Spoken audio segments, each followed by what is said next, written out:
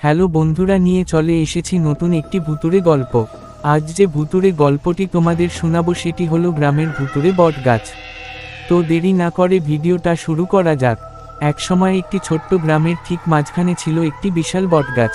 বটগাছটি গ্রামের মানুষের কাছে পবিত্র হিসেবে বিবেচিত হতো। দিনের বেলা এটি গ্রামের শিশুদের খেলার জায়গা ছিল, তবে রাত নামলেই বটগাছটি যেন এক রহস্যময়ী ও ভীতিকর রূপ নিত। গ্রামের প্রবীণরা বলতেন, গাছটির নিচে একসময় এক সাধু ধ্যান করতেন।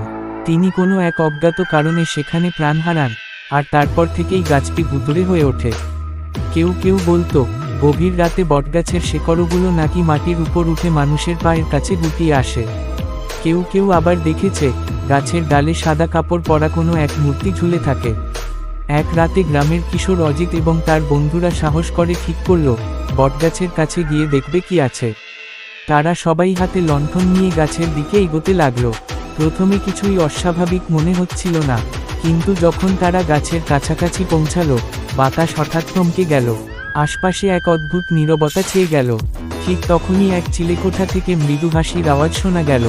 সবাই থমকে দাঁড়ালো, গাছের শেকড়গুলো যেন তাদের দিকে এগিয়ে আসছে। হঠাৎ গাছের ডালের ফাঁক থেকে লাল জ্বলজ্বলে দুটি চোখ দেখা গেল। সবাই ভয়ে চিৎকার করে পেছনের দিকে দৌড় দিল। পরদিন সকালে গ্রামের বয়স্করা তাদের বললেন, রাতে ওই গাছে এক বিধবার আত্মা ঘুরে বেড়ায়। সে জীবিত অবস্থায় অন্যায়ভাবে মৃত্যুবরণ করেছিল এবং প্রতিশোধ নিতে চায়। অজিত এবং তার বন্ধুরা আর কখনোই বটগাছের কাছে রাতের বেলা যেতে সাহস করেনি। তবে গ্রামের মানুষরা আজও বিশ্বাস করে, বটগাছটি অভিশপ্ত, তাই সূর্য ডোবার পর কেউ আর সেই পথে পা রাখে না।